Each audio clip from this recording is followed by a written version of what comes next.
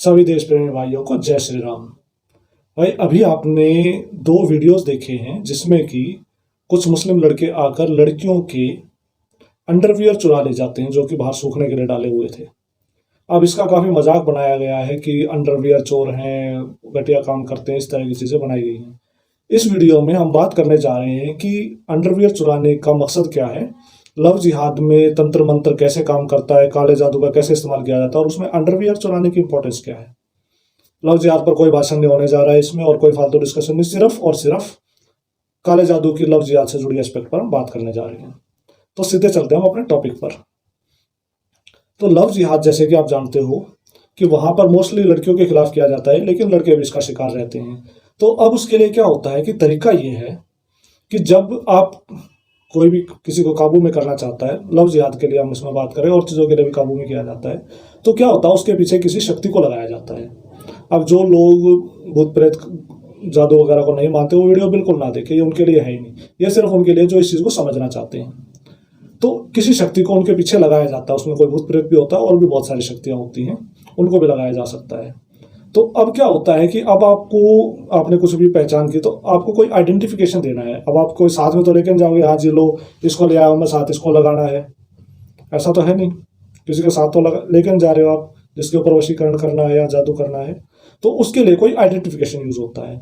ये काम फोटो से भी कर लिया जाता है और आजकल तो फोटो लेना बहुत आसान काम हो गया, सभी के मोबाइल में रहते ही हैं, तो फोटो से भी हो जाता है, कपड़ों से भी हो जाता है। इसमें सबसे अच्छा काम होता है, जो इसको सबसे ज्यादा पुख्ता करता है, सबसे मजबूत जब होता है ये, उसके लिए चाहिए होता है आपका डीएनए।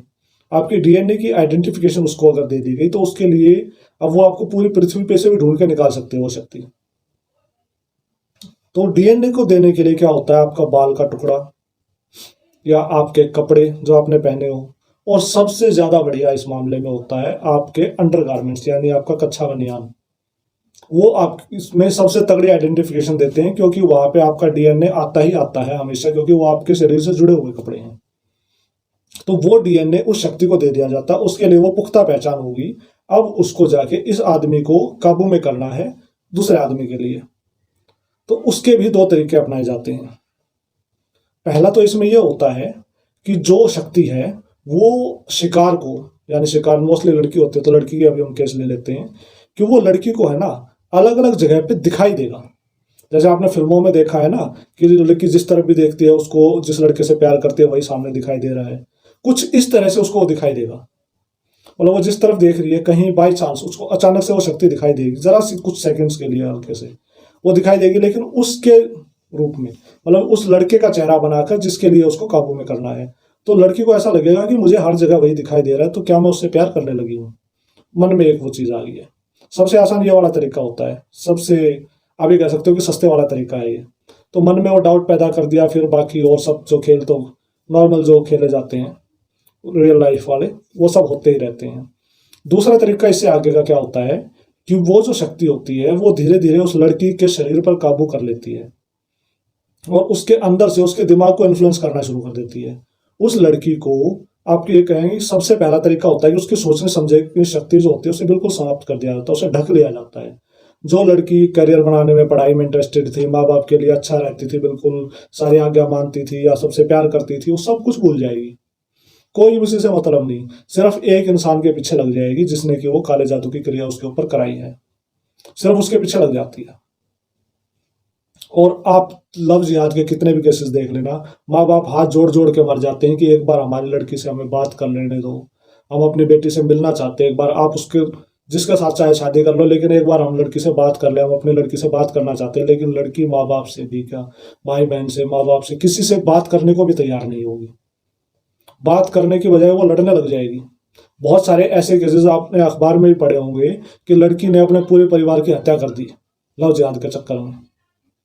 तो ये सब इसी प्रकार से किया जाता है कि उसकी सबसे पहले तो वो प्रभाव दिया गया कि चारों तरफ उसको एक ही आदमी दिखाई दे रहा है, सपने में भी वही दिखाई दे रहा है बार बार, तो लड़की लगेगी सचमुच मेरे साथ ऐसा हो रहा है, मुझे सचमुच उससे प्यार हो रहा है। एक ये तरीका। दूसरा होता है कि दिमाग पर काबू कर लिया जाता है धीरे धीरे। आप किसी भी भूत प्रेत के रोगी को देखेंगे तो उसकी स्थिति हमेशा ये होती है, उसकी सोचने समझने की शक्ति बिल्कुल समाप्त हो जाती है।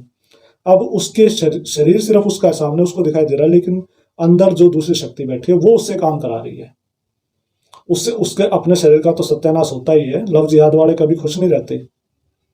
मैं प्यार की बात नहीं कर रहा हूँ, सिर्फ लव जिहाद की। लव जिहाद वाले कभी खुश नहीं रहते, लेकिन उनको खुश रहने से मतलब नहीं है, उनको सिर्फ आबादी बढ़ानी है, उसके लिए एक शिकार किया जा रहा है ये।